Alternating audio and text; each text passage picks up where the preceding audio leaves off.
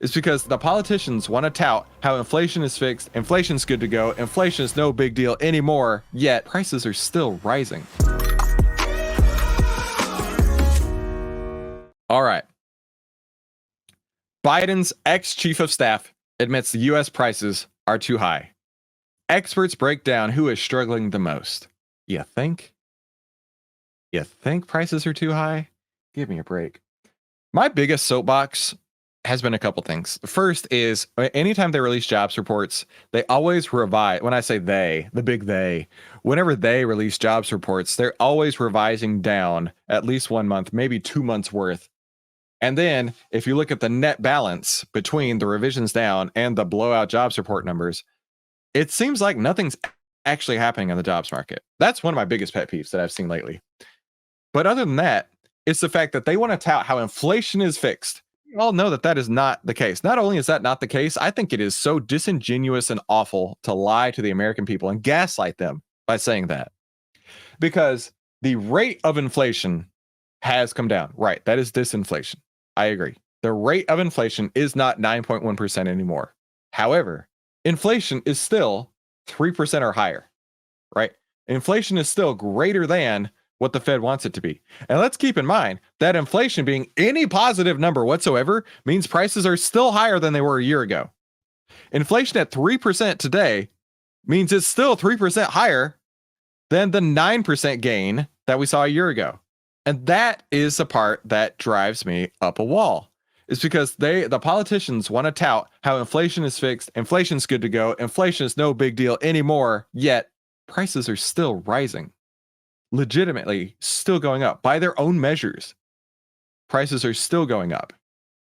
Now, if we saw inflation numbers in the negatives, I would say, okay, finally, the American consumer is getting a break. Finally, we're starting to see something happening. But we're not. I was hoping that would have a chart here, but I have seen charts where it showed that the cumulative inflation is 20% or more. Look at anything from 4 years ago to today, anything pre-pandemic to today, anything during Trump's term to today, you're going to basically see 20% or higher. I can't find anything that costs less these days. And with a 20% growth in basically everything, I can't imagine wages are keeping up. So if prices are rising at a significantly faster rate than wages, all consumers are hurting. All of them.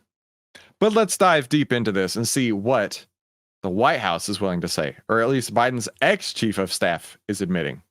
By the way, I don't follow sports whatsoever, but there was an ESPN interview of Biden a few years ago. And the lady who interviewed him came out and said that every single word of it was scripted between she and him. And more people are coming out and saying, yeah, this whole Biden thing is not going to work out. More and more people are coming out and saying, yeah, Biden is not what they claim him to be. So this ex-chief of staff, let's see what they have to say. Two market and economic experts are siding with recent commentary from a White House chief of staff that inflationary pressures are becoming too much for Americans to bear. Another group that's really been hurting under this administration is what has typically been a core Democratic constituency. That's what I meant to say.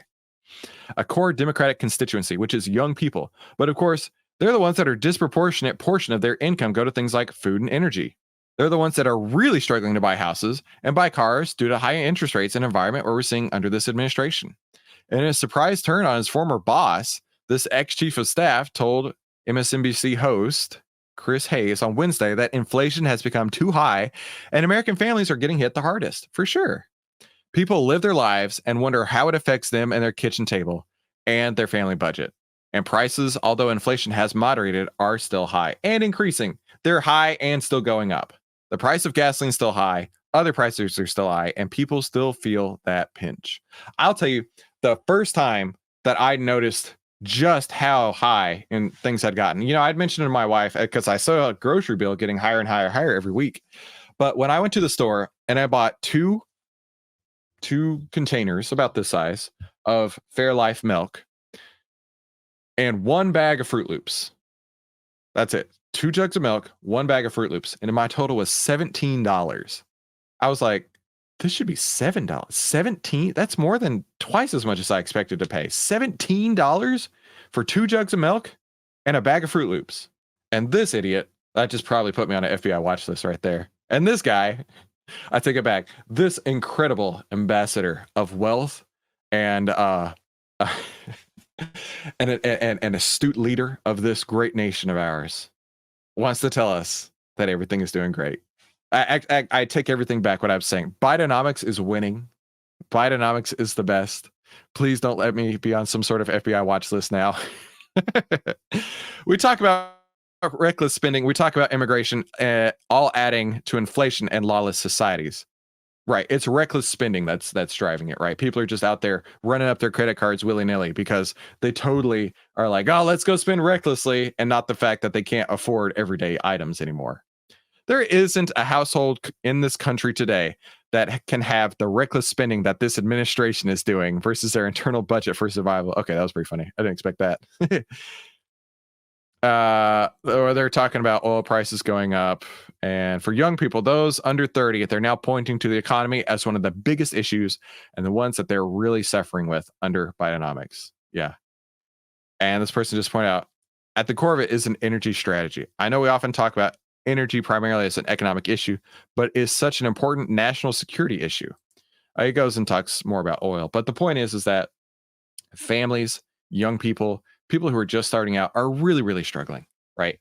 And the ex-chief of staff of the amazing, immaculate, perfectly run administration is coming out against that. And I can't believe somebody would ever talk bad about our leader in chief there. Moving on, let's take a look at what some people still shop at is Dollar General, right? Those who are low income, those who are unable to afford big box stores, right? They might be taking a look at Dollar General. And lately, right, we got this sell signal for Dollar General on January 25th. So even the AI trading data is saying, look, inflation's hitting people hard, and they can't even afford what's going on over at Dollar General.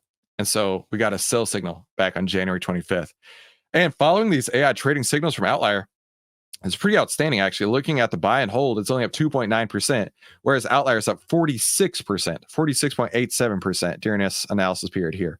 So if you want to get your hands on Outlier so you can have some of these outstanding signals delivered to you every single day, be sure to head over to outlier.com, OVTLYR.com, to see why Outliers win.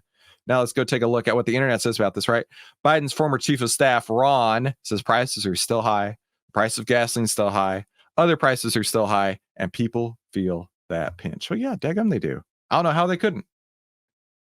Oh, this person says, and he's responsible for it. Well, he was at that time because he did used to work there. This person says, welcome to Bidenomics. This is an ad, but I feel it's very appropriate for this story here. So refreshing to see Ron's astute observations after 3 years of the nasty Bidenomics and Biden land policies hurting the average citizens in America. Yeah, it just, can you tell me in the comments where things are better, economically speaking? Because I would love to know that. And maybe, just maybe, I'll go buy out some of those products and maybe buy up some of that stock too. Hey, YouTube is going to be recommending you 2 videos above right here. So click one of those to watch more. And thank you so much for tuning into today's Outlier Live. I'll see you on the next episode.